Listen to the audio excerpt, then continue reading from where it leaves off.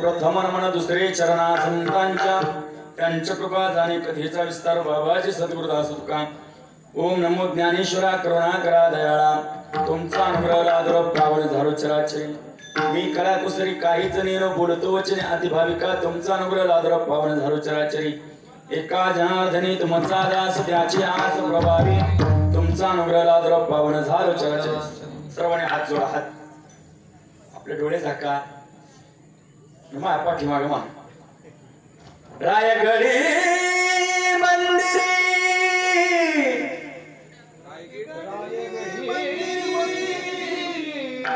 जेवणात ना सगळे मोठे रायगडी मंदिरी वसे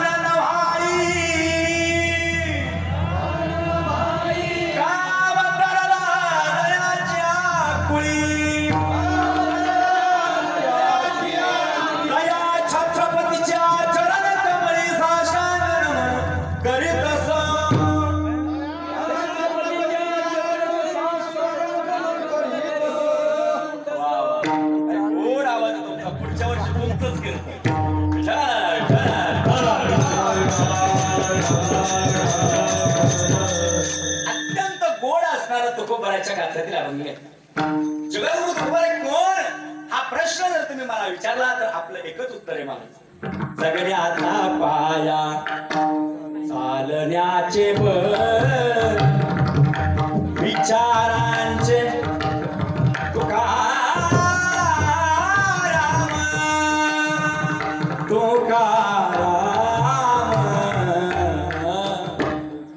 जगण्याचा जगद्गुरु तुकोबारायांनी आजच्या अभंगामधून मागणं मागितलेलं आहे विठ्ठल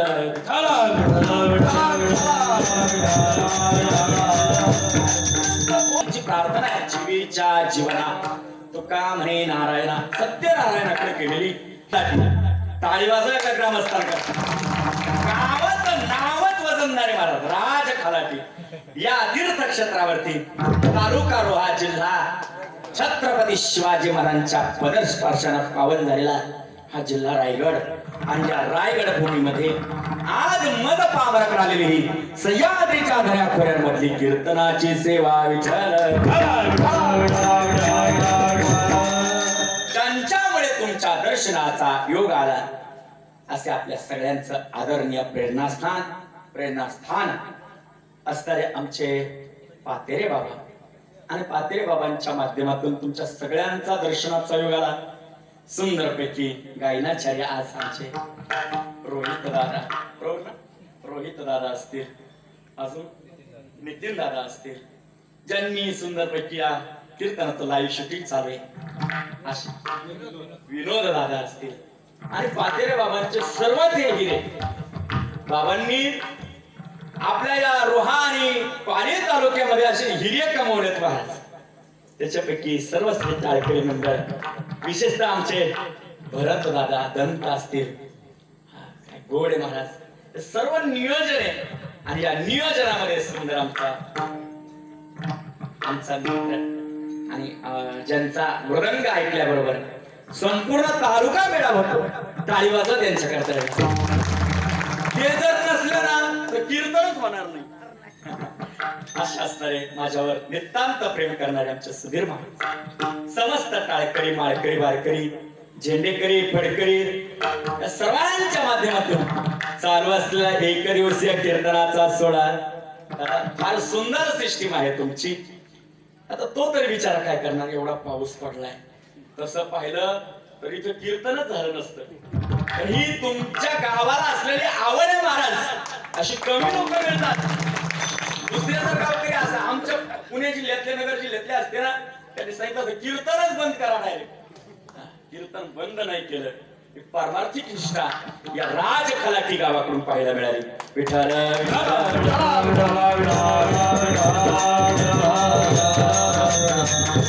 अत्यंत गोड असणारा अभंग आहे जगद्गुरु तुकोबारायांनी या अभंगामध्ये मागणं मागितलं आणि मागणं मागताना तुकोबारायांना देवाचं वर्णन केलं नारायणाचं वर्णन केलं नारायणाचं वर्णन करत असताना तुकोबाराय मागणं ऐका सगळ्यात महत्वाची गोष्ट आहे का संत कधी देवाकडे मागत नाही असा अभंगाचा भाव जर तुम्हाला समजला असेल तर लक्षात येईल संत देवाकडे कधी मागत नाही पण देव त्यांना मागायला परावृत्त केल्याशिवाय राहत नाही विठ्ठल आतापर्यंत तुम्ही नीट पहा संतांनी देवाकडे सरळ मागणं कधी केलेलं नाही उलट देव संतांना म्हटला म्हणून संतांनी मागितलं कारण काही मागणे ते आम्हाची काही मागणे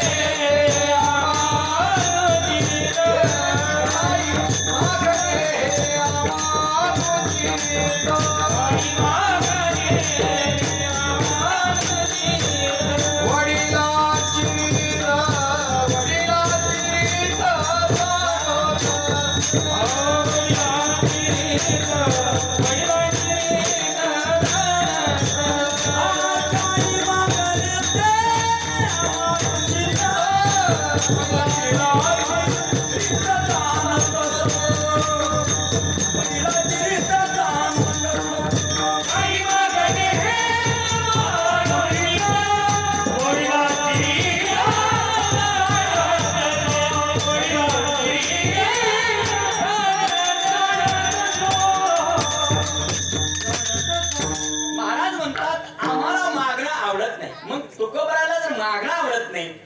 तुकोबाराच्या मागणीच्या अभंग कसे पाहायला मिळतात प्रश्न आहे ना प्रश्न आहे आणि ऐका महाराजांना मागणं आवडत नाही याचा अर्थ असा आहे महाराजांचं जीवन स्वाभिमानाचं जीवन स्वाभिमानाचं संत महात्म्यांचं जीवन हे स्वाभिमानी जीवन असतं ते कधी कुणासमोर हात पसरत नसतात हात पसरी जिने धीक जयाचे जिने कुणाचे हात पसरी जिने जो हात पसरतो त्याचं जिन धीक आहे महाराज म्हणून भिक्षा पात्र अवलंबने जडोचिने लाजिरवाने म्हणून संत महात्मे कधी कुणासमोर हात पसरत नाही पण संतांना जेव्हा जेव्हा देव परावृत्त करतो तेव्हा तेव्हा संत मागितल्याशिवाय राहत नाही ज्ञानोबांना देवाकडे एकच मागणं ज्ञानोबाच्या सगळ्या अभंग पहा ज्ञानोबाच्या मागणीचा अभंगच नाही महाराज पण ज्ञानोबाने एकाच पसायदानामध्ये देवाकडे मागणं केलं आता विश्वात्मके देवे हे मागणं सुद्धा ज्ञानोबाचं देवाकडे नाहीये इथं जरी देव शब्द असला तुम्ही नीट बघा इथे जरी देव शब्द असला तरी हे मागणं मला खरं सांगा तुम्ही राज खलाटीकर ज्ञानोबांना हे पसायदान कुणाकडे मागितलं तुम्ही झोपले काय माऊलीनं हे पसायदान कुणाकडे मागितलं याचा अर्थ आहे अजून लोकांना पसायदानच कळालं पसायदान कुणाकडे मागितलं बरं पसायदान या शब्दाचा अर्थ काय काय अर्थ आहे प्रसाद दान म्हणजे पसायदान पसाय म्हणजे प्रसाद आणि दान हे कुणाकडे मागितलंय आता विश्वात्मके देवे येणे वाग्यज्ञ तो शावे तो शोनी मत द्यावे पसाय दान हे काय मागणं आहे माऊलीचं जे खांची व्यंकटी सांडो जे खळ आहेत ना हे देवा जे निर्बुद्ध आहेत ना हे देवा जे खळांची व्यंकटी सांडो तया सत्कर्मी रत्ती वाढो रत्ती वाढो ज्ञानोबांना म्हणायचंय का प्रत्येकाला चांगली बुद्धी आहे प्रत्येकाला पाकिस्तानला सुद्धा चांगली बुद्धी आहे अमेरिकेला सुद्धा चांगली बुद्धी यावी चायनाला सुद्धा चांगली करायची विश्वात्मक प्रार्थना आहे इथं एका देशाकरता नाही एका धर्माकरता नाही एका पंथाकरता नाही ही प्रार्थना विश्व करा आणि म्हणून ज्ञानोबांचं मागणं सुद्धा विश्व करताय ज्ञानोबांची ओवी आहे हे विश्वाची माझे घर आयसी मती दयाची स्थिर किंबहुना हे चराचर आपणाची झाला ज्ञानोबांचं मागणं सुद्धा विश्व करताय तुम्हाला विश्व करता का ज्ञानोबांचा प्रपंचच विश्वास आहे प्रपंच विश्वास आहे आणि म्हणून ज्ञानोबांचं मागणं सुद्धा विश्व करताय जे खळांची किंवा जो जेवांशील तो ते लाव प्राणी जात नामदेवरायचं मागणं आहे नामदेवरायचं मागणं नामदेवरायचं किती गोड मागणं आहे अकल्प आयुष्य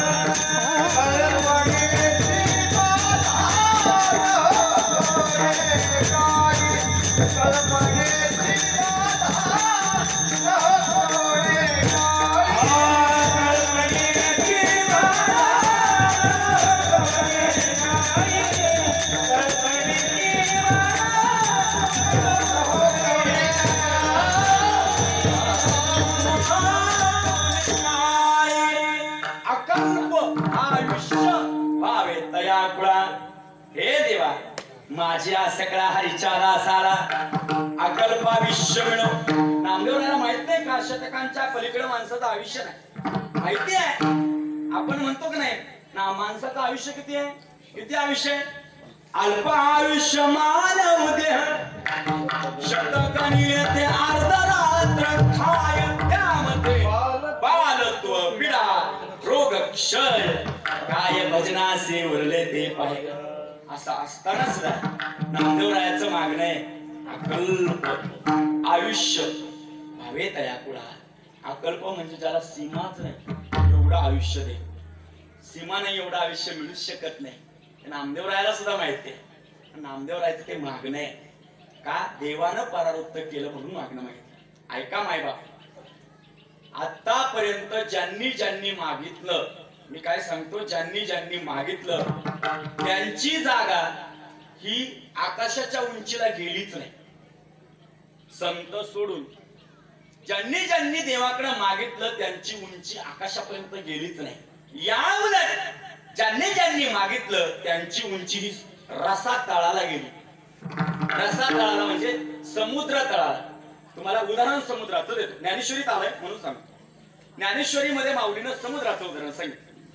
समुद्र मागतो की नाही. समुद्र कुणाचा सासरा आहे. समुद्र कुणाचा सासरा आहे. हा कृष्णाचा सासरा आहे. पण मागतो की नाही. काय मागतो समुद्र. अहो गंगा येऊ द्या. अहो सरस्वती येऊ द्या. नर्मदा येऊ द्या. गोदावरी येऊ द्या. कुठलीही गंगा येऊ द्या. त्या गंगेकडे पाणी मागायचं काम कोण करतो. समुद्र. कुठलीही गंगा असू द्या त्याला कितीही पाणी दिलं तरी कमीच पडतं. म्हणून जुन्या काळामध्ये एखादे गुर्जे असले ना दृष्टांत सांगायचे. समुद्राचा दृष्टांत नदीचा दृष्टांत म्हणे बाळूट बेंचवरती उभा राहा. जुन्या काळचा दृष्टांत. जुन्या काळचे विद्यार्थी अज्ञान आहे होते बेंचवरती उभा राहिले. बाळू अरे सांग गोदावरीचा उगम कुठे झाला. त्याला सांगावं गोदावरीचा उगम कुठे झाला. गोदावरीचा उगम नाशिकला झाला. त्र्यंबकला झाला. म्हणे त्र्यंबकेश्वर वरून गोदावरी निघाली. गुरुजी ती पुढे गंगापूर धरणामध्ये गेली. बाळू पुढे गोदावरी कुठे गेली. त्याला सांगितलं गोदावरी पुढे पैठणला गेली. मग पुढे गोदावरी कुठे गेली. तो म्हटला गोदावरी नांदेडला गेली. नांदेडवरून गोदावरी कुठे गेली. तो म्हटला गोदावरी तेलंगणात गेली. तेलंगणातून कुठे गेली. म्हणे बासरला गेली. बासरवरून कुठे गेली. म्हणे बासरवरून ती आंध्रामध्ये गेली. आंध्रातून कुठे गेली. म्हणे पंचमुखाने ती समुद्राला जाऊन बंगालच्या उपसागराला मिळाली. आता बाळूला विचारलं पुढे कुठे गेली. बाळूला सांगितलं गुरुजी पुढे ती कुठेच गेली नाही. ती तुमच्या डोंबल्यावर गेली. आता मला सांगा गंगा एकदा समुद्राला मिळाली का गंगेची तृप्ती झाली. तसं मनुष्याचं जीवन आहे. ज्ञानोबराची ओवी यांनी सांगत नाही का फेरीत पाप ताप मुखीत तिचे पादप समुद्र जाय आप गंगेचे जैसे. समुद्राला एकदा गंगा मिळाली की तिची तृप्ती झाली. पण समुद्राचं विशेष मला समुद्र मागितल्याशिवाय राहत नाही. म्हणून तुम्ही नीट पहा समुद्राचं स्थान ब्रह्मांडामध्ये कुठे. झोपले काय मी चहा घेऊन येऊ काय. समुद्राचं स्थान ब्रह्मांडामध्ये कुठे. कुठे खाली आहे ना. खालीच आहे ना. आजही तुम्ही पहा समुद्राच्या उंचीवर डोंगरांची उंची मोजली जाते. समुद्र सपाटीपासून हा पर्वत इतक्या उंचीवरती आहे. कळसुबाईचं शिखर 3385 मीटर इतकं उंच आहे. कुठून समुद्र तळापासून. याचा अर्थ असा आहे समुद्राची उंची ही रसा तळाला गेली. काय रसा तळाला गेली. समुद्र मागतो म्हणून. आणि आकाश कधी कोणाकडे काहीच मागत नाही. तुम्ही आकाश नीट पहा. आकाश नीट पहा. आकाश कधी कुणाला मागत नाही. याउलट आकाश जगाला पाऊस देतो. आज 7 दिवस झाले पाली तालुक्याला हैराण केले. 7 दिवस झाले रोहा तालुक्याला हैराण केले. एवढा पाऊस देतो. कोण देत हे. आकाशच देत ना. आभाळच देत ना. आणि मग आकाश देणार आहे म्हणून आकाशाची उंची कुठे आहे. उंचावर आहे. मागणाऱ्याची उंची उंचावर असते. मागणाऱ्याची उंची खाली असते. न मागणाऱ्याची उंची आकाशात समान असते. म्हणून संत कधी मागत नाही. न मागणाऱ्या संतांना देव म्हणतो. संत मायबाप हो, तुम्ही माझ्याकडे काहीतरी मागितलंच पाहिजे. मग तुकोबरायनं देवाकडे मागितलं. आजच्या अभंगाच्या पहिल्या चरणात धर्माची तू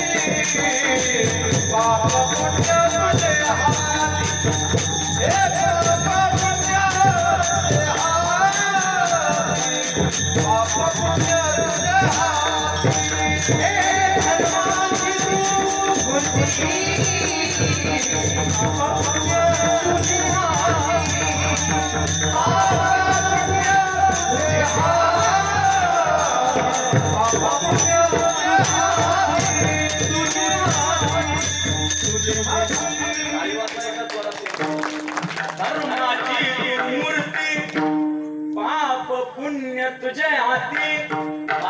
पहिल्या चरणामध्ये देवाचं वर्णन केलं आणि दुसऱ्या चरणात मागणं मागितलं. धर्माची तू हे देवा, तू धर्माची मूर्ती. कशाला म्हणतात धर्म? जगाला धर्म कळत नाही. कशाला म्हणतात धर्म? धर्माची व्याख्या अनेक प्रकारे केली. आमच्या वारकरी संतांनी धर्माची अनेक पद्धतीने व्याख्या केलेली आहे. पण मी सगळ्यात अलीकडची धर्माची व्याख्या सांगतो. खरा तो एकची धर्म. पाठीमाग सगळ्यांच्या पाठ ही प्रार्थना. खरा तो एकचे धर्म, जगाला प्रेम आरभावे.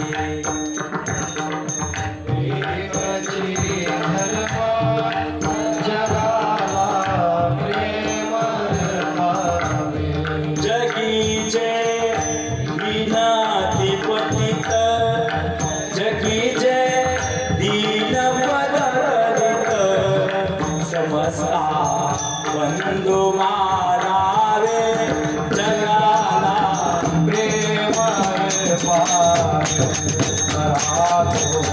एकची धर्म, जगाला प्रेम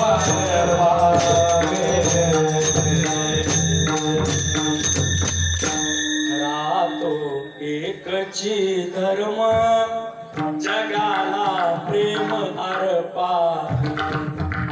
जगामध्ये प्रेम नावाची भावना विश्वाला कळाली पाहिजे. म्हणून या जगाला आता युद्धाची नाही तर असं म्हणतात बुद्धाची गरज आहे, शांतीची गरज आहे. आणि शांती जोपर्यंत या जगात येणार नाही तोपर्यंत हे जग सुखी नाही होणार महाराज, नाही होणार. वैर करू नये कुणाचा, राग धरू नये कुणाचा. माझ्या भावा बहिणीनो तोल सावरा तोल सावरा. नाती रंगाची आसुरी सुड भावना पेटली, मानसाच्या मनातली दयामया काटली. वैरा करू नये कुणाचा, राग धरू नये कुणाचा. माझ्या भावा बहिणीनो तोल सावरा मनाचा, तोल सावरा मनाचा. एक वर्ष सुद्धा झाला नाही आपल्या महाराष्ट्रामध्ये संतोष देशमुख नावाच्या एका माणसाला फार हालहाल करून मारलं. महाराज का मारलं? फक्त 2 कोटीच्या खंडणीसाठी. 2 कोटीच्या खंडणीसाठी एका माणसाला 10 दिवस उपाशी ठेवलं. ऐका गाड्या, 2 कोटीच्या पैशासाठी एका माणसाला 10 दिवस पाणी दिलं नाही. 2 कोटीच्या खंडणीसाठी एका माणसाला 10 दिवस अन्न नाही, पाणी नाही. अशा माणसाला फक्त आणि फक्त खंडणीसाठी, खंडणीच्या गुन्ह्यासाठी मार मार मारलं जातं. वैर करू नये कोणाचा, राग धरू नये कोणाचा. आणि मारण्याच्या नंतर मरणाच्या दारात असताना संतोष दादा फक्त एकच विनंती करतो त्या गुंडांना, गुंडगिरी करणाऱ्या माणसांना, राजा हो मला सोडा. माझ्या करता नाही पण माझ्या मुलांकरता तरी मला सोडा. पण नाही सोडलं महाराज. ही नीच वृत्ती या महाराष्ट्रामध्ये आता पाहायला मिळते आपल्याला. म्हणून माणसाला धर्म कळाला पाहिजे. आणि तुकोबाराय म्हणतात नेमकी जगाला धर्म कळत नाही. धर्म तुला कळे काय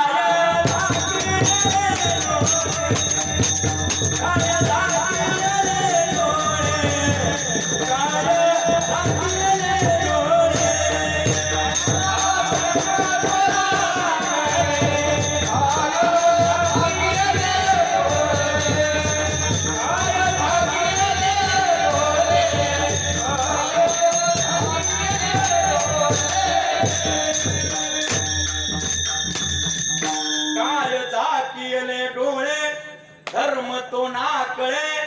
प्रत्येकाला धर्मच कळत नाही. आपल्याला सगळ्यांना कीर्तन करायचे, प्रवचन करायचे, सत्य करायचे, अखंड हरिनाम करायचंय. कशा करता करायचंय? हा सगळा खर्च करायचाय फक्त आणि फक्त यदा यदा हि धर्मस्य ग्लानिर्भवति भारत अभ्युत्थानम धर्मस्य तदात्मानं सृजाम्यहम्. धर्माच्या रक्षणाकरता एवढा खर्च करायचा आहे. धर्म समाजाला कळत नाही. जगाच्या पाठीवरती सगळ्यात पवित्र धर्म म्हणजे हिंदू धर्म आहे महाराज. हिंदू धर्मासारखा पवित्र धर्म कोणताच नाही. बाकीच्या धर्मांची हिंदू धर्माची तुम्ही तुलना करून बघा. तुलना. हिंदू धर्माचा गुढीपाडवा हा चैत्र प्रतिपदेला येतो. बरोबर की नाही? मला बाकीच्या धर्मांना नाव ठेवायची नाही पण ऐका, हिंदू धर्माचा गुढीपाडवा चैत्र प्रतिपदेला नवीन महिना नवीन वर्ष चालू होतं. त्या दिवशी निसर्ग सुद्धा बदल करतो की नाही? बोला. निसर्ग सुद्धा बदल करतो की नाही? निसर्गामध्ये झाडांना पालवी फुटते महाराज. आणि बाकीच्या धर्मांमध्ये याच्या उलट आहे महाराज. बघा तुम्ही, त्यांच्या धर्मामध्ये वर्षाच्या शेवटच्या दिवशी दारू पिली जाते. पिली जाते ना? वर्षाच्या शेवटच्या दिवशी पार्ट्या केल्या जातात. करतात ना? नोहे वर्षाच्या शेवटच्या दिवशी लाखो रुपये उडवले जातात. अरे दादा, आपला धर्म वर्षाच्या शेवटच्या दिवशी भजन कीर्तन करतो. त्यांचा धर्म दारू प्यायला शिकवतो. महाराज, या दारू पिणाऱ्यांचं एवढं बेकार मला वाटतं. एका दारू पिणाऱ्यानं मित्रांना 31st पार्टी द्यायचं ठरवलं. फर्स्ट पार्टी द्यायची म्हणून सगळ्या मित्रांना सांगितलं आज माझ्यातर्फे पार्टी बस काही होऊ द्या किती खर्च होऊ द्या एकटा पठ्ठ्या खर्च करणार म्हटलं आणि सगळ्यांना 10 रुपयाला बोलवलं सगळ्यांना जेवायला बोलवलं सगळ्यांना पार्टी द्यायची सगळे आले महाराज सगळे आले आता त्यांची पार्टी असून काय असतं एक तर 2 पायाचं नाही तर 4 पायाचं बाकी काय असतंय दुसरं असून 4 पायाचं द्यायचं म्हटलं आता 4 पायाचं दिलं पार्टी झाली सकाळी दादा घरी आला घरी आल्यानंतर बायकोने विचारलं का रात्री कुठं गेला होता तो म्हटला अगं रात्री गेलो होतो बाहेर काम होतं माझं अहो ते जाऊ द्या तुम्ही जायला का मला त्याच्याशी घेणं नाही पण रात्री तुम्ही आले होते त्यावेळेला तुम्ही आपलं काळं कुत्र घेऊन कुठे गेले मग त्याच्या लक्षात आलं मी काळ्या कुत्र्याचीच पार्टी दिली शेळीचं बकरू जागेवरच होतं महाराज कुत्र कापलं होतं पाहता काय माझ्याकडं दारूचं व्यसन एवढं वाईट आहे त्या दारूमुळे भल्या प्रपंचाचं वाटोळं झालं महाराज आणि त्यांचा धर्म हा वाईट व्यसन करायला शिकवतो आपला धर्म तसं सांगत नाही महाराज एवढा पवित्र धर्म आहे आपला धर्म सांगू आपला धर्म एवढा पवित्र आहे थोडा विकोवाड वाला आपला धर्म एवढा पवित्र आहे मुंबईमध्ये राम जन्मभूमीचं आंदोलन भेटलं सगळ्यांना माहिती आणि राम जन्मभूमीचं आंदोलन ज्या वेळेला भेटलं अयोध्येपासून ते महाराष्ट्रापर्यंत ते आंदोलन भेटलं आणि अशा आंदोलनामध्ये रात्रीच्या वेळेला एक माऊली पळत होती आपला धर्म किती पवित्र आहे बघा एक माऊली पळत होती आणि त्या माऊलीच्या पाठीमागे 4-5 लाडग्याच्या जातीच्या नराधम पाठीमागे लागले होते ती माऊली आकांतानं जीव आकांत करून पळू लागली पळता घसरून पडली आणि घसरून पडल्याबरोबर त्या माणसानं तिचा हात धरला हात कसा बसा ती हाताला चावली आणि निसटली पडता तिला एक लाईटचा प्रकाश दिसला त्या प्रकाशाच्या दिशेने ती माऊली पळू लागली आणि प्रकाशाच्या दिशेने पळाल्यानंतर तिला एक भगवा झेंडा असलेला घर दिसलं त्या दारापाशी गेली त्या माऊलीने खिडकीमधून आतमध्ये पाहिलं तर भिंतीवरती छत्रपती शिवाजी महाराजांचा फोटो तिला दिसला राजांचा फोटो दिसल्याच्या नंतर त्या माऊलीने दरवाजा वाजवल्याच्या नंतर दरवाजा उघडला गेला एक नव तरुण असताना तरुणा बाण मुलगा आला त्या तरुण्या बाण मुलाने त्या माऊलीला आसरा दिला ती माऊली रात्रभर त्या घरामध्ये राहिली रात्रभर राहिल्याच्या नंतर ती सकाळी उठली आणि घराच्या बाहेर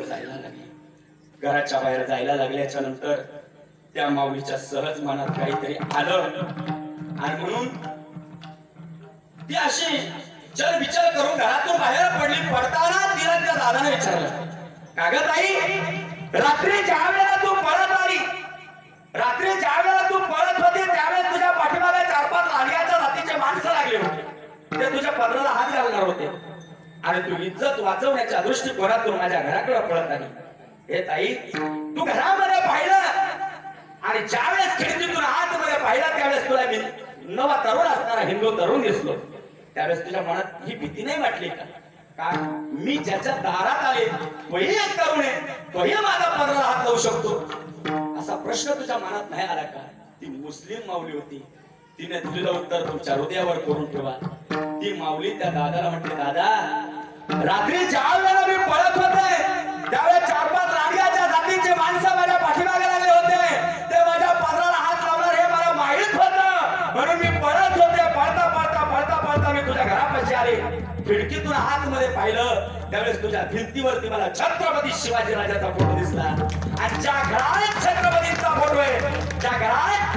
छत्रपती शिवाजी राजाचा फोटो आहे त्या घरात त्या माऊलीच्या पदराला हात लागू शकत नाही गॅरंटी होती म्हणून मी तुझा दरवाजा वाजवला हे एक मुस्लिम माऊलीचं मत आहे मला हे तुम्हाला कशा करता सांगायचंय बाकीच्या धर्मांपेक्षा आपला धर्म किती पवित्र आहे हा सांगणारा हा दृष्टांत माझा दृष्टांत संपला मला एकच सांगायचंय हिंदू धर्मासारखा धर्म नाही हिंदू पंथासारखा पंथ नाही म्हणून संत महात्मे या मार्गाने गेले मार्ग दावून गेले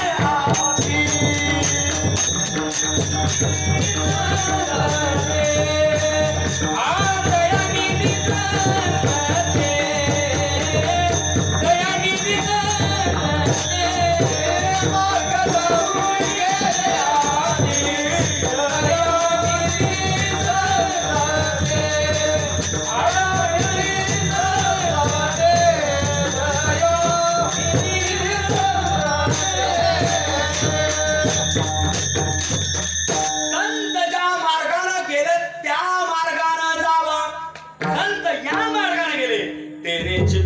चालू झाला न पडे गुंता. हा हिंदू धर्म एवढा पवित्र आहे महाराज. ऐका, हिंदू धर्म किती पवित्र आहे. हिंदू धर्मासारखा पवित्र धर्मच या धर्माकरता छत्रपती संभाजी राजांना रक्त सांडलं म्हणून हिंदू धर्म पवित्र आहे. आज छत्रपती संभाजी महाराजांची जयंती सगळ्यांना ज्ञात आहे. 350 वर्ष झालेत आज महाराजांना जाऊन. 350 वर्षापूर्वीचा इतिहास डोळ्यासमोर आठवा. त्यावेळची परिस्थिती आठवा. कशी होती परिस्थिती महाराष्ट्राची. अरे कला कौशल्याने रमला होता हा महाराष्ट्र. दया दुराने न्हायला होता हा महाराष्ट्र. एवढा सुंदर होता हा महाराष्ट्र. या महाराष्ट्रामध्ये 350 वर्षापूर्वी वारी भरायची. ती वारी आठवा ना आताची वारी आठवा. आताची वारी सगळ्या सोयी सुविधांनी उपलब्ध आहे. पण त्या काळात काय होतं महाराज. ना गाड्या होत्या ना काही होतं. काहीच नव्हतं तेव्हा. पण अशाही काळामध्ये महाराष्ट्रात वारी भरायची. अनेक पंथाच्या अनेक धर्माच्या अनेक संत त्या पंढरपुरामध्ये यायचे. त्या पंढरीची वारी बघण्याजोगी वारी होती महाराज. अवघे गरज पंढरपूर. मला मारपाट मग तुमच्या जरा वापा जाते. अवघे अवघे गरज पंढरपूर.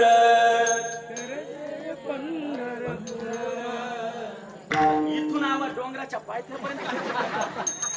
अवघे गरज पंढरपूर.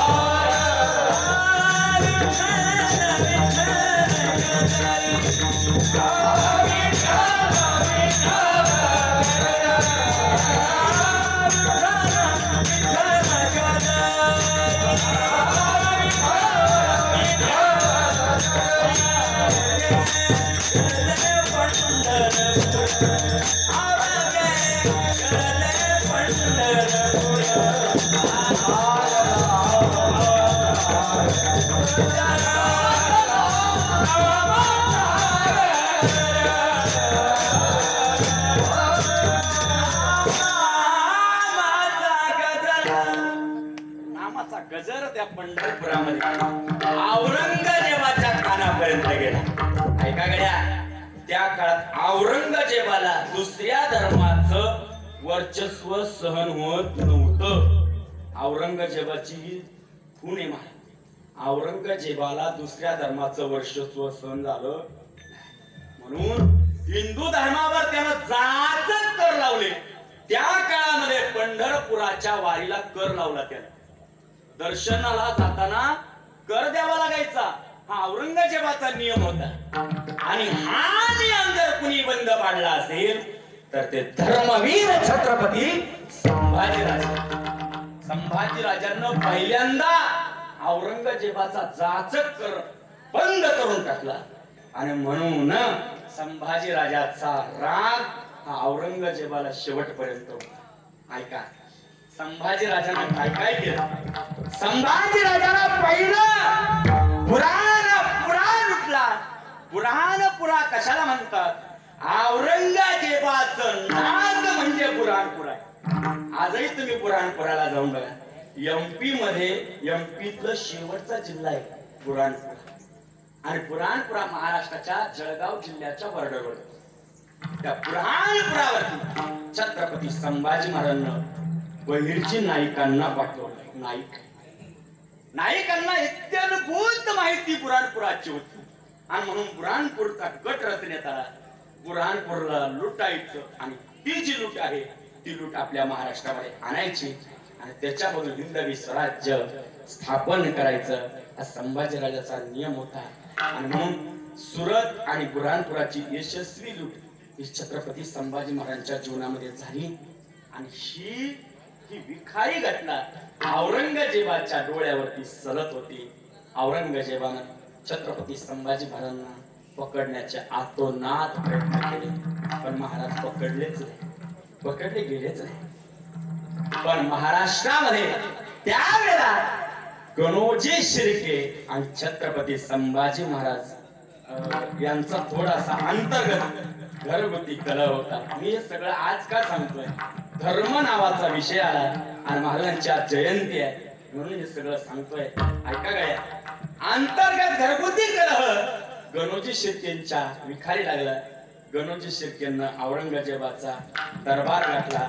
औरंगजेबाला सांगितलं, औरंगजेब बादशाला सांगितलं, मुघल बादशाच्या दरबारात चाकरी केली आणि गणोजीरावानं सांगितलं मी संभाजी महाराजांना पकडून देतो. ही गद्दारी, ही फितुरी महाराष्ट्राला नवीन नाही. ही गद्दारी आणि ही फितुरी 350 वर्षापूर्वी माझ्या महाराजांच्या घरात सुद्धा होती आणि हे आपल्याला मान्य करावं लागेल. गणोजीरावांना औरंगजेबाला हात मिळवणी केली आणि त्या दिवशी छत्रपती संभाजीराजे आपल्या तळकोकणात संगमेश्वरावरती असताना त्या ठिकाणी 50,000चा वेढा संभाजीराजांना पडला आणि राजा त्या दिवशी पकडले. राजांना सगळ्या लग्नामध्ये पकडण्यात आलं. 50,000 महाराजांना पकडल्यानंतर महाराजांना फरफडीत कराडपर्यंत नेण्यात आलं. कराडवरून महाराजांना तिकडे बहादूरगडावर नेण्यात आलं. नगर जिल्ह्यामध्ये असणारा श्रीगोंदा तालुक्यातील हा बहादूरगड आहे. बहादूरगडावरती नेलं आणि महाराजांना विचारलं हिंदू धर्म सोड. संभाजीराजांना सांगितलं अरे औरंगजेब माझा देह गेला तरी 72 पण मी माझा हिंदू धर्म सोडणार नाही. कट्टर हिंदू निष्ठा धर्मनिष्ठा राजांच्या रक्तामध्ये होती म्हणून छत्रपती संभाजी महाराजांना धर्म सोडायला नकार दिला.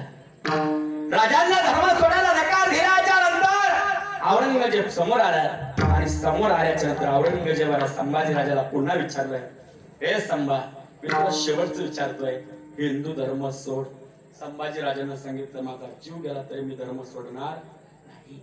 औरंगजेबानं पहिली शिक्षा केली. महाराज या शिक्षा कीर्तना सांगू वाटत नाही, इतिहास आहे सांगितल्याशिवाय राहू नये कारण इतिहास पुढची पिढी घडवत असतो. म्हणून ऐका, संभाजीराजांना मारताना औरंगजेबानं पहिली शिक्षा केली. संभाजीराजांच्या डोळ्यामध्ये तप्त असणाऱ्या लाल बुंद सळ्या महाराजांच्या डोळ्यात घातल्या.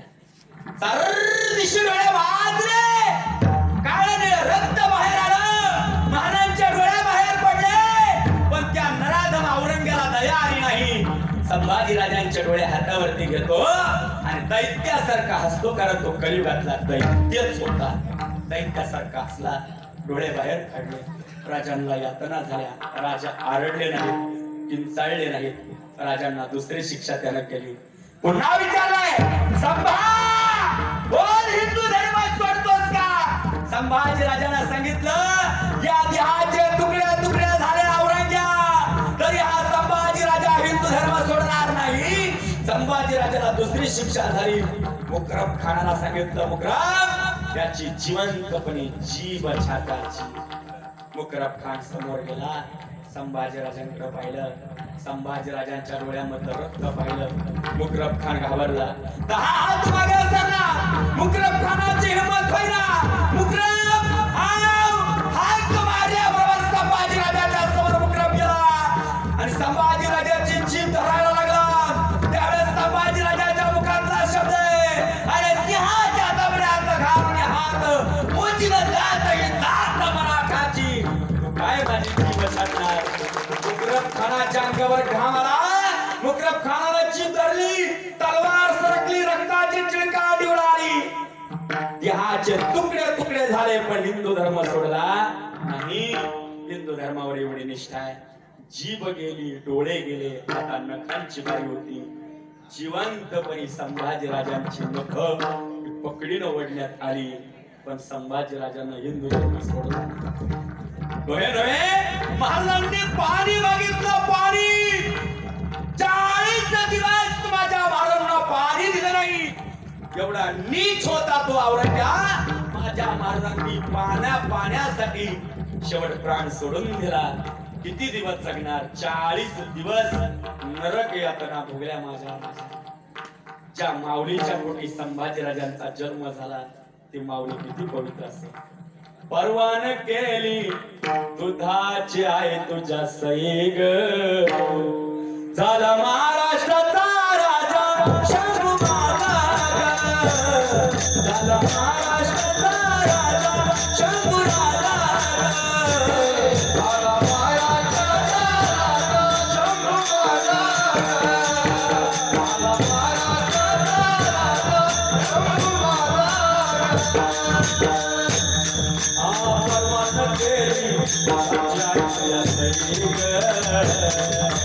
भगवान केली काय तुझ्या दुधाची परवान केली दुधाची आहे तुझ्या सई ग. भगवान केली सई ग.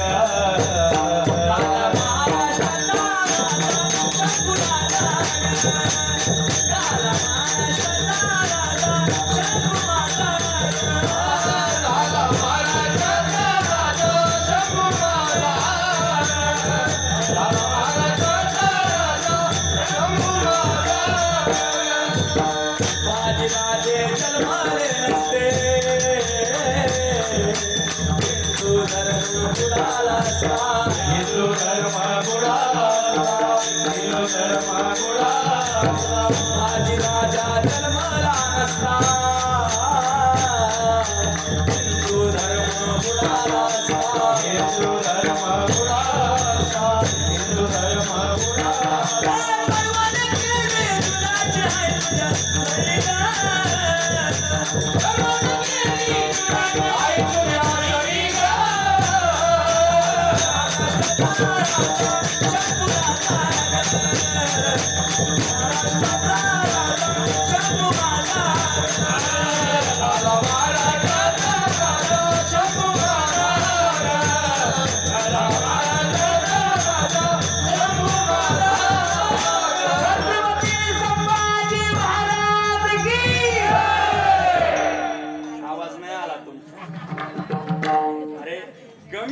इथं जवळ किल्ला कोणता आहे? हा रायगड नाही हो, सुधागड आहे ना. सुधागडापर्यंत तरी आवाज आहे. रायगड लय लांब आहे. रायगडाचं तर बातच करायची नाही महाराज. रायगड काय सामान्य किल्ला नाही. रायगड महाराष्ट्राची राजधानी आहे. रायगड काय आहे? रायगडाचं वर्णन पवड्यात केलं महाराज. रायगड काय महाराज? रायगडाचं वर्णन पवड्यामध्ये केलंय. या राजधानीवरती भगवनी शान आहे, भगवनी शान आहे. रायगड किल्ला महाराष्ट्राची शान आहे. रायगड किल्ला महाराष्ट्राची शान आहे. रायगड किल्ला महाराष्ट्राची शान आहे. या राजधानीवरती भगवनी शान आहे. या राजधानीवरती भगवनी शान आहे. भगवनी शान आहे. भगवनी शान आहे.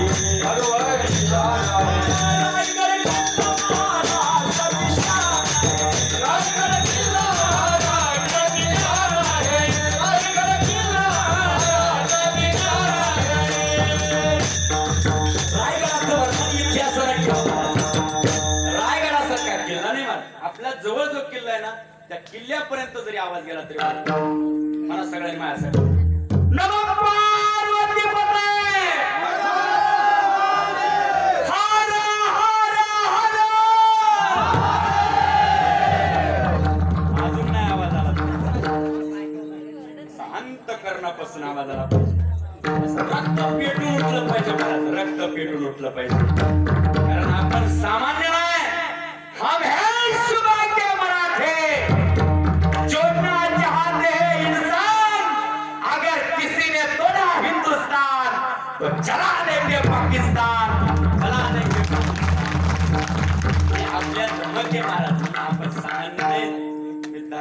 रक्षण सांगत होतो. संभाजी राजांना धर्म सांगितला या जगात आणि तुकोबरायांची शिकवणी महाराज. धर्माचे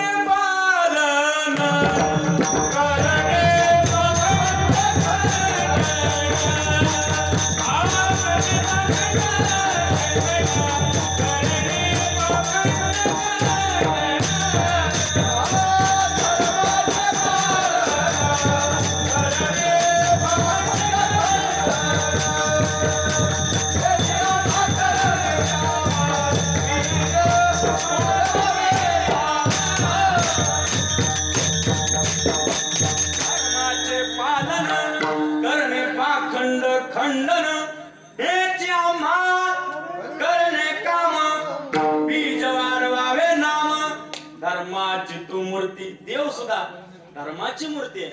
देव धर्माचं रक्षण करताच अवतार घेतो. मला वर्णन आहे तुका म्हणे धर्म रक्षावयासाठी. देव कसे करता येतो? यदा रक्षावयासाठी अवतार घेतले आपुल्या पायसे. देव धर्माच्या रक्षण करता येतो. तुका म्हणे धर्म रक्षावयासाठी देवासयाती जन्म घेणे. धर्म नीतीचा हा ऐकावा व्यवहार. देव सुद्धा धर्माची मूर्ती आहे आणि देवाच्याच हातात कर्तुम अकर्तुम अन्यथा कर्तुम अशा 3 शक्ती. देव या ब्रह्मांडाचा मालक आहे आणि मालक इतका महान महाराज. मालकाच्या हातामध्ये सर्व सत्ता. मालक ठरवील तेव्हा पाऊस पडतो. मालक ठरवील तेव्हा या ब्रह्मांडामध्ये दुष्काळ पडतो. म्हणून पंढरीच्या मालकाला कमी समजायचं नाही. पंढरीचा मालक काय आहे तुम्ही 10वा अध्याय ज्ञानेश्वरीचा वाचा. 10व्या अध्यायामध्ये ज्ञानेश्वरीच्या पंढरीच्या मालकाचं वर्णन. म्या बोलविल्या वेद बोले म्या चालविल्या सूर्य चाले म्या हलविल्या प्राण हारे जो जगाते चालला. देव ठरवतो ना ते घडत असतं. मला ऐका उदाहरण म्हणून सांगतो. देवाच्या मनात जे येतं ते घडत असतं.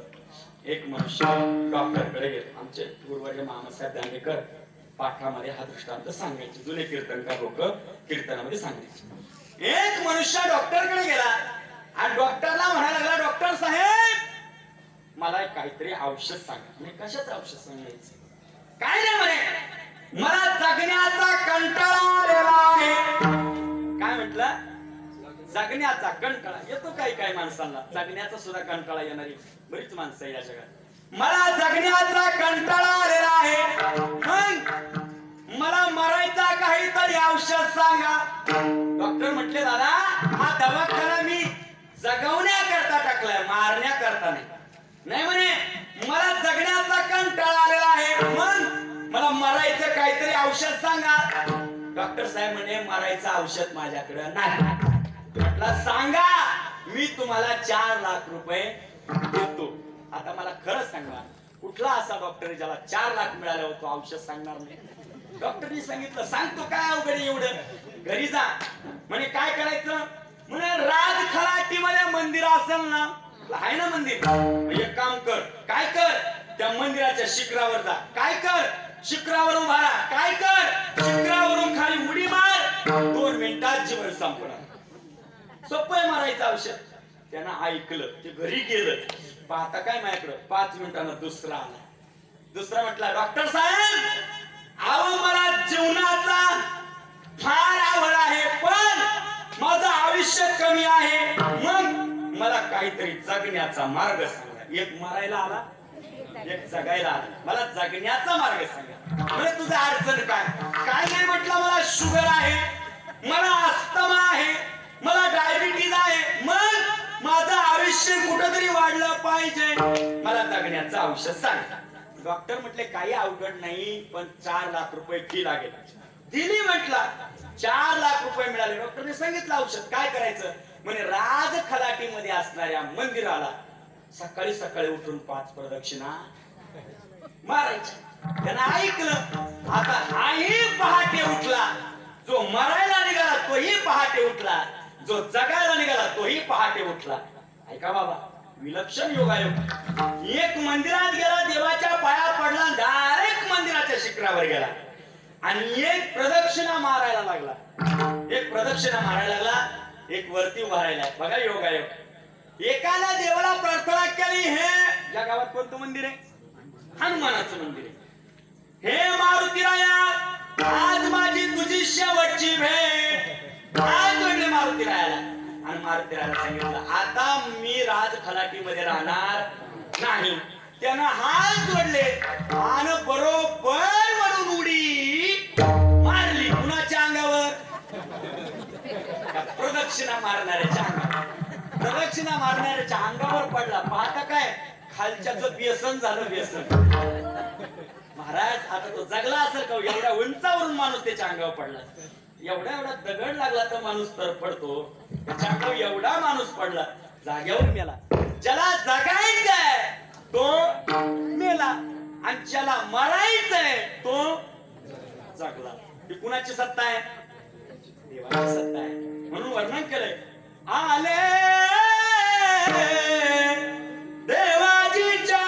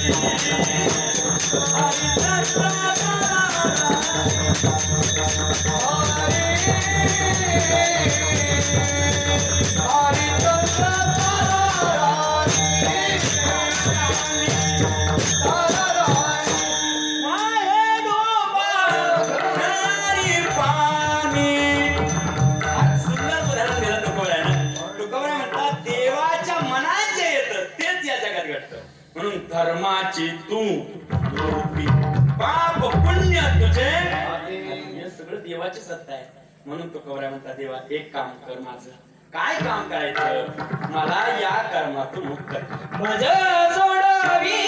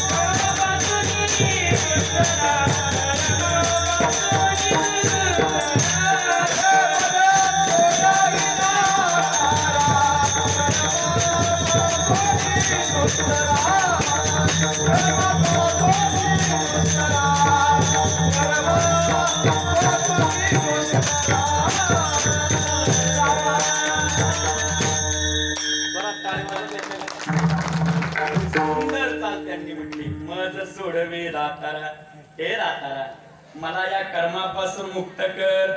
देव सोडून आपल्याला कर्मातून मुक्त करणारा कोणी उदाहरण म्हणून सांगतो. ज्ञानेश्वरी मध्ये दृष्टांत आलाय.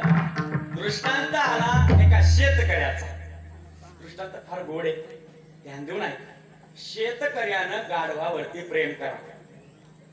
एवढं प्रेम गाढवावरती करावं, एवढं प्रेम करावं म्हणजे गाढवाशिवाय शेतकऱ्याला करमूच नाही. एवढं प्रेम करावं आणि गाढवांची आणि शेतकऱ्याची मैत्री तयार झाली. बघा मोह आणि प्रेम कसं असतं.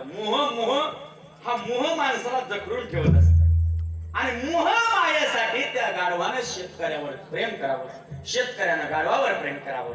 एवढं प्रेम, एवढं घनिष्ठ प्रेम त्यांचं वाढलं का त्यांना एकामेकाशिवाय जमत नव्हतं. असं गाढवाला चरायला सोडलं. आता हे बागायती शेतामध्ये गाढव चरायला लागलं. चरता गाढव त्या शेतामध्ये असणाऱ्या मध्य भागावर असणाऱ्या एका विहिरीमध्ये पडलं. दृष्टांत माऊलीचा ध्यान देऊन ऐका. गाढव विहिरीमध्ये पडलं आणि पडल्याबरोबर गाढवाकडे शेतकऱ्यानं पाहिलं. आता गाढवच ते आडायला लागलं, वरडायला लागल्यानंतर शेतकरी राजा आला. शेतकरी राजानं पाहिलं विहिरीमध्ये गाढव पडले. आता गाढवाला वाचवायचंय. प्रेम किती बघा. मोह मायामुळे शेतकरी रडायला लागला. शेतकऱ्यानं एक दोरखंड आणला आणि त्या विहिरीमध्ये टाकला. गाढवाला सांगितलं अरे गाढवा धर हा दोरखंड ये वरती. आता गाढवच ते गाढवाला काय कळणार दोरखंडाला धरायचं कसं. गाढवाला वरती येता येईना. गाढवानं त्या ठिकाणी तो दोरखंड तसाच सोडून दिला आणि गाढव तरफडत राहिला. तरफडत राहिल्याच्या नंतर गाढव तरफडायला लागला, तळमळायला लागलं. शेतकरी राजाला हाक मारली. मग शेतकरी राजाचा जीव तळमळायला लागला. माझं गाढव मारायला लागलं, माझं गाढव मारायला लागलं. आता शेजारी पाजारच्या वारकऱ्यांनी त्या मित्रांना सांगितलं राजा हे असंही मारणार तसंही मारणार, ते माती लोटून म्हटलं.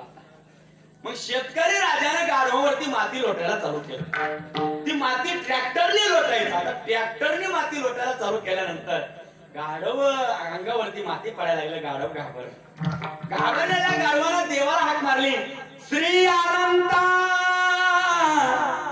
मधुसूदना पद्मनाभा नारायण. आवाज दिला हे माय बापा पांडुरंगा आता माझा जीव तू वाचव. कोणी आवाज दिला. माझा दृष्टांत ध्यान देऊन ऐका. गाढवाने पांडुरंगाला आवाज दिला आणि पांडुरंगाने गाढवाकडे पाहिलं आणि गाढवाला म्हटलं ए गाढवा आवाज द्यायला थोडा उशीर केला. आवाज द्यायला थोडा उशीर केला पण काही हरकत नाही. ऐक तुला जर या विहिरीमधून वाचायचं असेल आपुले आपण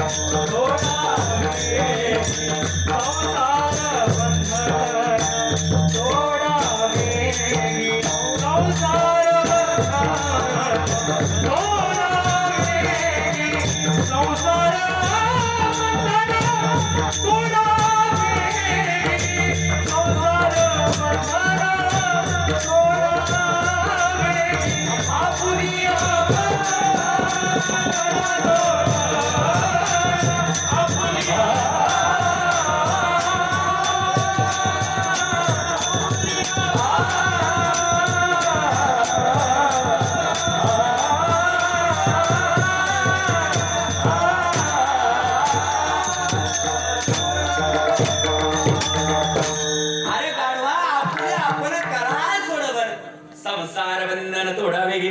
तो देवाला म्हटला, देवा नेमकी मी काय करू? देव म्हटला काही नाही, अंग झटकून काम कर. याच्या पलीकडे काय? अंगावर माती यायची, गाढव माती झटकायचं. अंगावर माती यायची, गाढव माती झटकायचं. पाहता काय माझ्याकडे? गाढव माती झटकून झटकून झटकून ती माती खाली जायची. माती खाली जायची, विहीर बुजायला लागली. गाढव आपोआप आपोआप आपोआप वरती आहे. गाढव वरती आलं. शेवट एक वेळ अशी आली, संपूर्ण विहीर गाडून गेली, पण गाढव मुक्त झालं. हे गाढवाचं सांगत नाही, हे संत महात्मे माणसाचं सांगत. माणसं सांगत, माणसानं देखील या संसार रूपी विहिरीमध्ये एवढा अडकून गेला, एवढा अडकून गेला, एवढा अडकून गेला. याच्यातून निष्ठा येते, पण मार्ग सापडत नाही, मार्ग सापडत नाही. त्यावेळेला फक्त तुकोबरायचं दुसरं चरण एकच आत्मसात करायचं. काय? मज सोडवी कर्मापासून दुस्तरा. हे देवा, मला कर्म असं आहे महाराज. कर्म माणसाला वसुलीवर आल्यावर तर सोडत नाही. कर्म देवाला नाही सोडत. देवाचं सोडून द्या, देवाच्या बापाला सुद्धा कर्म सोडत नाही.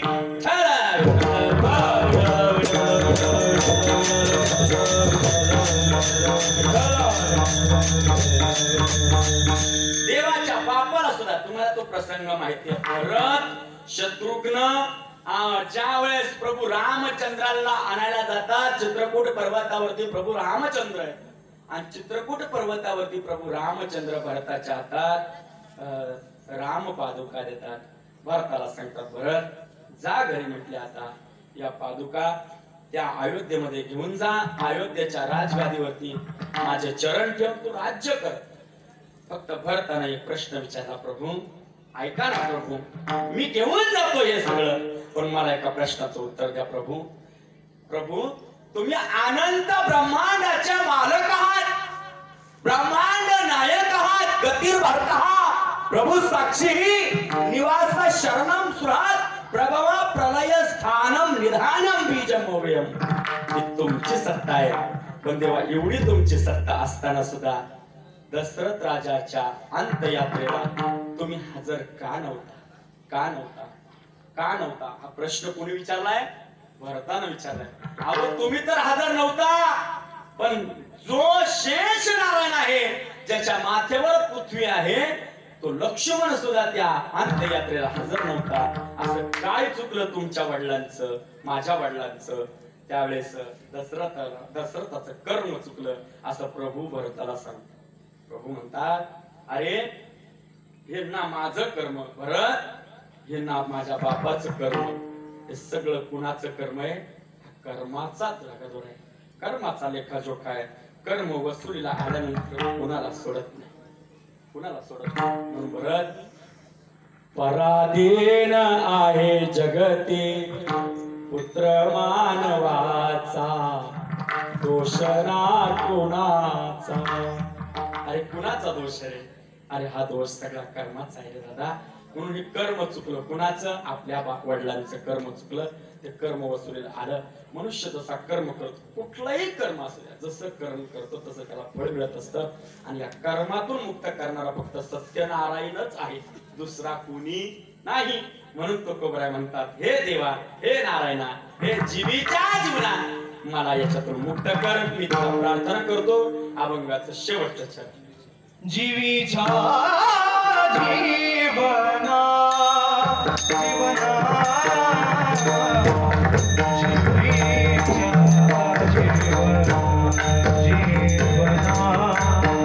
जीवीच्या जीवना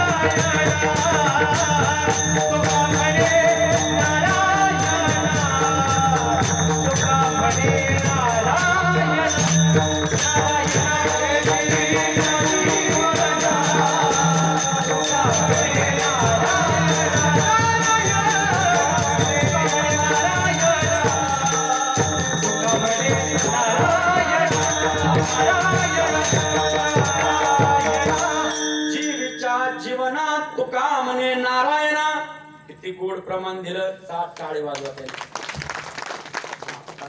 जवळजवळ 1.5 तास मी तुमच्याकडे काहीच नाही मागितलं ना, नाही मागितलं. मग आता माझ्यासाठी एक द्या. काय द्या? हात वरती करा. वा वा वा करा. सगळ्या जेवढे आहेत ते कोपऱ्या कापऱ्याला तिकडं सगळ्यांना बघा. मी जरी पाहत नसलो तरी मी सांगतो तेवढं भजन म्हणा. हा वाजवा टाळी. सोबत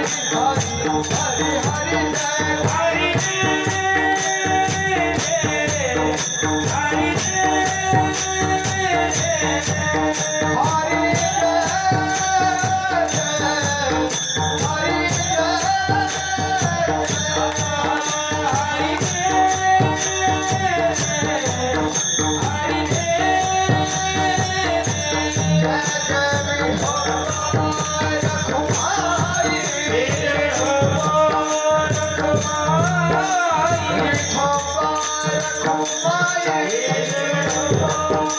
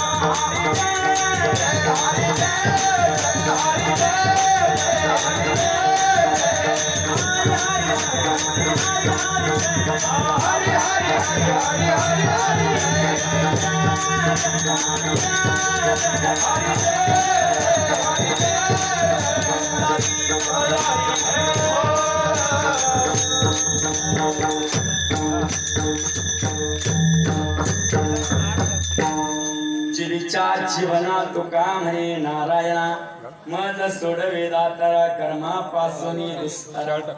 महाराज झालेली सेवा ही तुकोबरांच्या माऊलींच्या चरणी अर्पण करतो. जातात एक सांगतो आपल्याला एवढं सुंदर मार्गदर्शन मिळाले, सुंदर आपल्या सगळ्यांना चांगला सद्गुरूंचा आशीर्वाद मिळाला. आणि पातेरे बाबांच्या रूपाने मी आज त्यांच्या समोर त्यांचं नाव घेतो. म्हणजे त्यांना ते आवडणार नाही मला माहिती आहे, याची मला कल्पना आहे, पण वस्तुस्थिती माणसानं मांडली पाहिजे. आज त्यांच्यामुळे आपल्याला परमार्थाचा एवढा सह्याद्रीच्या दर्याखोऱ्यांमध्ये महाराज इथं काय हो, इथं टाळ सुद्धा मला वाटतं वाचतात ही या वारकऱ्यांची कृपा आहे.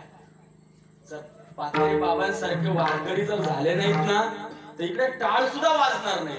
एवढी बेकार परिस्थिती आम्ही या परिसरामध्ये फिरतो, ते फक्त आज यांचे उपकार आहेत. म्हणून एक सांगू, आज त्यांच्याच मुळे हे भजन कीर्तन चालू आहे ना, हे त्यांचे उपकार आहेत. आणि मी त्यांच्या समोर सांगतोय म्हणजे त्यांचं वर्णन करतो असं नाही, पण मला वाटलं म्हणून मी बोलतोय. आज त्यांचे हे उपकार आहेत.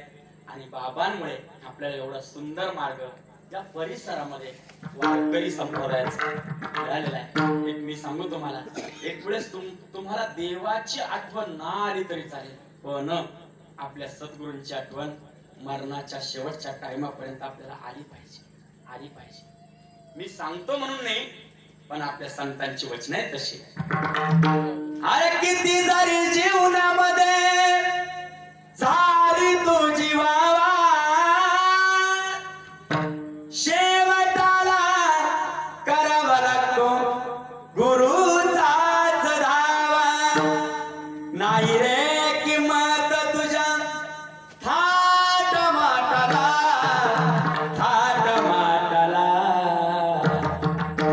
मरून पुन्हा जन्म घ्यावा गुरुच्या पोटाला.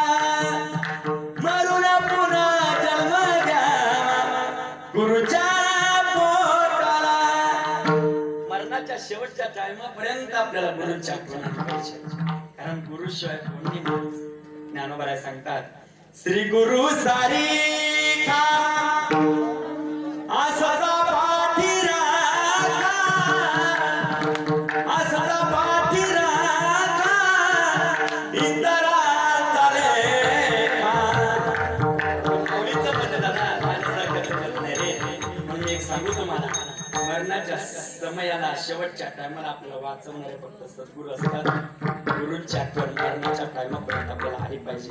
पाया तुझे रे, पाया तुझे रे, पाय तुझे गुरुराया.